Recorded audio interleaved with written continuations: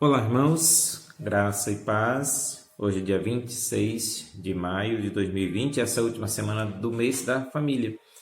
E nós vamos trazer para os irmãos algumas breves reflexões dentro do tema da família. E hoje é a comunicação no casamento, tão importante, não é? Fundamental. Dois textos bíblicos, Efésios 4,15, que diz: antes, seguindo a verdade em amor, cresçamos em tudo naquele que é a cabeça, Cristo. E Tiago 1,19. Meus amados irmãos, tenham isto em mente. Sejam todos prontos para ouvir, mas tardios para falar e tardios para irar-se. Deus nos concedeu um dom muito especial, que é a possibilidade de nos comunicar. Isso é fundamental para uma vida em sociedade e para uma família, um casamento também, claro. No dicionário Michaelis, a definição sociológica de comunicação é processo pelo qual ideias e sentimentos se transmitem de indivíduo para indivíduo, tornando possível a interação social. Há diversas formas de se comunicar. Podemos nos comunicar verbalmente, por gestos, olhares, postura, fisionomia, etc. A comunicação é a revelação do que estamos pensando. Nesse processo é muito importante que o comunicador transmita de tal forma o que ele quer dizer, que o receptor entenda, compreenda exatamente o que o comunicador está tentando passar. Isso é importante. Só assim há comunicação, se houver entendimento e compreensão, não é? Porém, Deus criou homem e mulher distintos, não é? A diferença entre homem e mulher não é apenas física, é também na estrutura mental. O homem é mais racional, a mulher é mais emocional. Por outro lado, alguém disse que a mulher tem um sexto sentido, né? Que o homem não compreende. Isso completa, por isso que isso completa o casamento.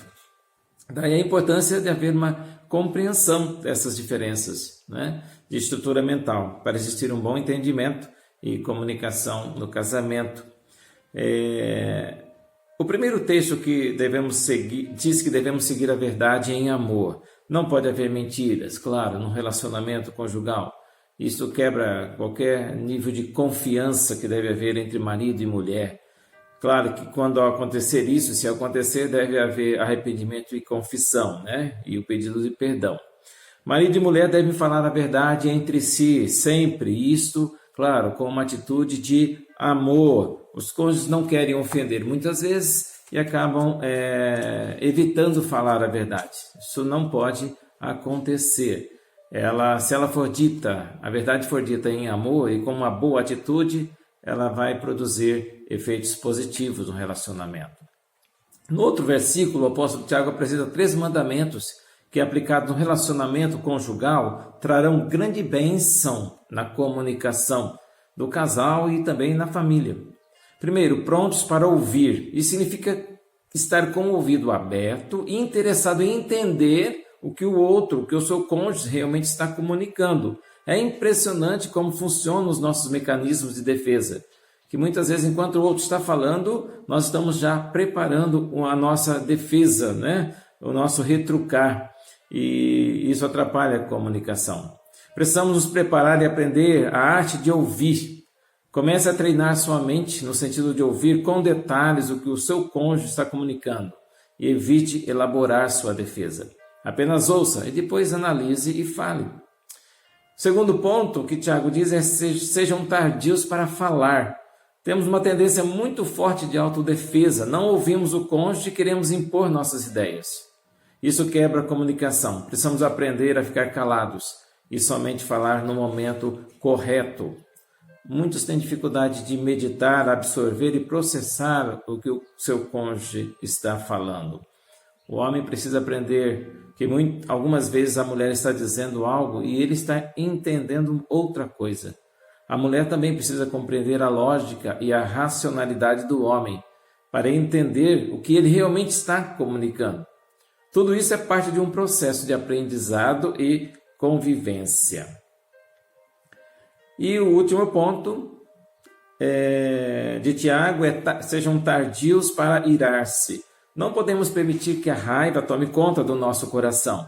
Às vezes julgamos rapidamente o nosso cônjuge, antes de ouvir e pensar e logo nos ofendemos e caímos na cilada do inimigo. Quantas barreiras são levantadas entre os cônjuges pelo fato de darem lugar à ira? É importante analisar, não julgar e querer compreender o que realmente ele ou ela estão tentando comunicar. Alguém disse que devemos sempre contar de 1 a 10 antes de agir ou antes de falar, né? Realmente há sabedoria nisso.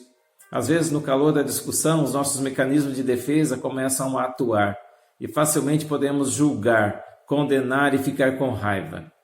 Querer impor suas ideias no calor de uma discussão não funciona. É melhor parar, esperar um pouco e depois, com a cabeça fria, voltar a falar sobre o assunto. Cuide do seu casamento, mantendo uma boa comunicação. Não permita que o inimigo coloque barreiras entre você e o seu cônjuge.